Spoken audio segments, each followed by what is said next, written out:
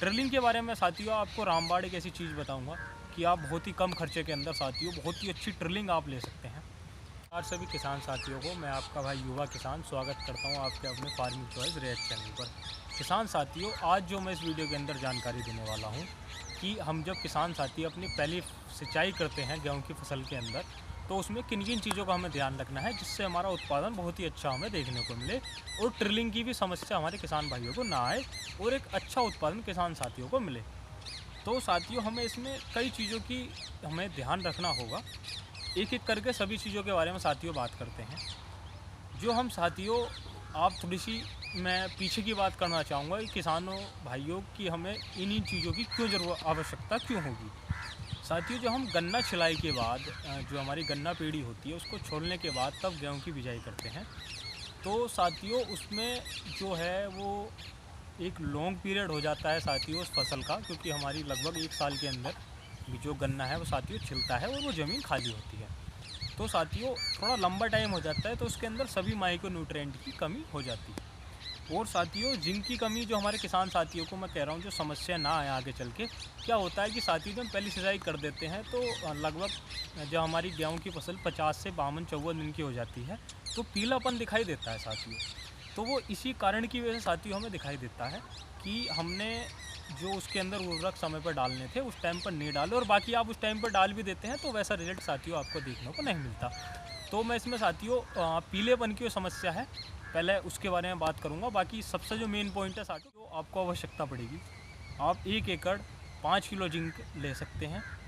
और साथियों जिंक लेने के साथ साथ ही आपको जिंक की आवश्यकता क्यों है साथियों, इस बारे में मैं बात करना चाहूँगा फिर कि जो हमारा पीलापन है और जो हमारी पौधे का हरा भरा रखना है, जो अच्छे से हमारा पौधा ग्रोथ करे, तो हमें जिंक की आवश्यकता पड़ती है।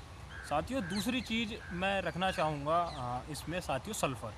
सल्फ़र क्या काम करता है साथियों, हम जो किसान भाई हैं वो जानते हैं कि सल्फ़र एक फंगीसाइड भी है जो पिसौआ वाला आता है और हमारी फसल का एक अच्छा जो न्यूट्रिशन है साथियों वो मिल जाता है। जो उसकी बेसिक नीड सल्फ़र साथियों होती है वो उसकी पूरी हो जाती है ज़मीन की। बाकी साथियों उसकी हमें जो डोज लेनी है वो 3 किलो प्रति एकड़ लेनी है।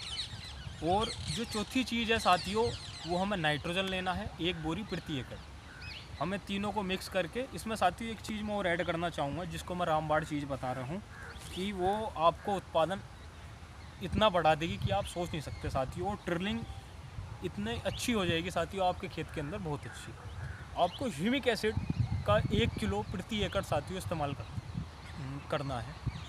आप सभी का मिश्रण सबको मिला के और खेत के अंदर छिड़क के उसको पानी दे दीजिए।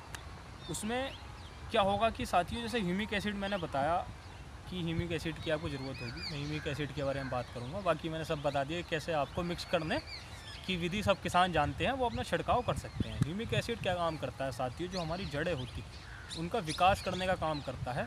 जब उनका जड़ों का विकास साथियों होगा तो वो चारों तरफ का जो उसके आसपास भोजन है पौधे के वो उठाएगा और पूरे पौधे को जो न्यूट्रिशन चाहिए साथियों वो मिलेंगे। और एक अच्छी ट्रिलिंग के साथ जब पौधा साथियों अच्छा और स्वस्थ रहेगा तो वो ऑटोमेटिक साथियों इतनी अच्छी ट्रिलिंग करेगा, बहुत ही अच्छी। ह्यूमिक एसिड साथियों ये काम करता है और हरी भरी आपकी फसल रहेगी, ज़मीन आपकी बहुत अच्छी हो जाएगी साथियों।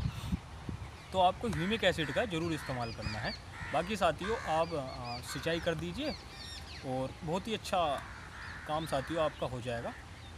और 21 दिन पर कुछ किसान भाई कुछ 24 दिन पर करते हैं। आप जो भी आपके समय जो उस तरीके के हिसाब से आप साथियों पहले पानी पे इन चीज़ों का ध्यान रख के आप सिंचाई कर दीजिए। कोई भी दिक्कत साथियों किसी भी तरीके की आपके खेत के अंदर नहीं आएगी। जानकारी अच्छी लगी हो तो कृपया साथियों कमेंट कर ज़रूर बताएं और अपनी राय